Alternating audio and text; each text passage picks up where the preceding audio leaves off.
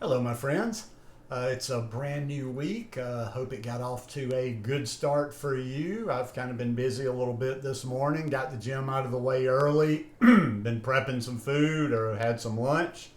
And I thought, I want some treats. I need some treats again. Something sweet, something just to have as a little, side item or something with my smoothies or whatever. But anyhow, and I almost decided I was going to I was going to go in a direction of chocolate again, but I decided to do something different instead. And today we're going to make some plant-based cinnamon roll Bliss bites. Now I almost went to chocolate, like I say, because I always love chocolate. And if you'll remember, I did a batch of chocolate about 2 weeks ago, more or less, and finish those off. So I thought I would do something different. But if you want to see that one, it's super simple, similar to this recipe. I'll put a description to that. I'll put a link to that video in the description below. But first, what we're going to do, I've got a cup and a half of walnuts here. Now, let me just mention before I do the next step, it could have been walnuts if I'd have had the almond, like last time I used some almonds. I like to use walnuts, like to use almonds. But I just happen to have some walnuts today and I'm running out of almonds. So I'm going to start with this and I'm going to put it in my trusty $35 Black & Decker food processor. Yeah, I'm a cheapskate. And then I'm just going to let that go and process into almost, it's not a flour, but it's not going to be as fine as a flour. There'll be a little bit of grittiness to it, but I'll show it to you when I'm done. Okay, ground that up, and as you can see, I think you should be able to see from here, it's a little bit gritty. It's not exactly a flour because I don't want anybody freaking out thinking they've done it wrong or just run the processor forever just because it's not fine enough flour. Next, I've got a cup and a half of dates. And I use for recipes and stuff like this, I use the Daglet dates because Medjool dates are kind of expensive around here. So, and I don't want to, put that amount of them in here. So I'm going to add them. I just added them right on top of that mixture. And I'm going to process that real quick. Okay.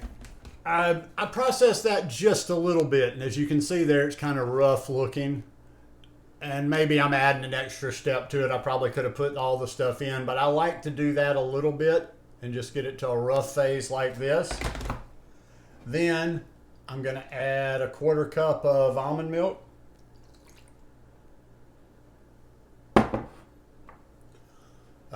two teaspoons of cinnamon, and 2 teaspoons, well, you won't be able to see the liquid, of pure vanilla extract. And then I'm going to process that, and if I do need to, I always, like I say, I'm trying to be conservative if I'm adding liquid to certain things so it doesn't get mushy. So if I add any more almond milk to this, I'll let you know in the next segment. Okay, after I process that all together, let it run, I get myself one big ball of batter, dough, whatever I want to call it here. And then I just break off bits of it and roll it into little balls. And whatever size you want. So maybe you want just a tiny, tiny bite size, or maybe you want them a little bit bigger. This is about what I'm coming up with. And I just keep doing that. I just keep going through the whole little ball of dough. And just roll them up, same way, no trick here. Now I will tell you one little trick. Sometimes I have done this in the past, I just didn't have any today. I have added oats in there with these different Bliss balls before, just mainly because it's a little bit of a filler and it makes that go a little bit longer. Now, if this is similar to the last batch I made, it came out to be I don't remember, it wasn't 12, it wasn't right at 12. It was somewhere between 12 and 15 of them. And when I'm finished with this, All I do is that I take the tray, I take this cookie sheet that it's on, and I put that into the freezer and just let it sit overnight. Now, we have room in our freezer because we don't keep a lot in the freezer, so a lot of times I'll just leave the tray in there. But I would actually recommend, because I'm a little bit of a caveman, but I would actually recommend maybe that you take the balls and put them in a container or something, because, just to prevent maybe getting a little frostbite. But haven't had any frostbite so far. But also, too, don't be afraid of these. Once again, if I ever show like that amount of nuts, or if I show something with fat in it, there's certain people that freak out. There's a lot of people that are fat phobic out there.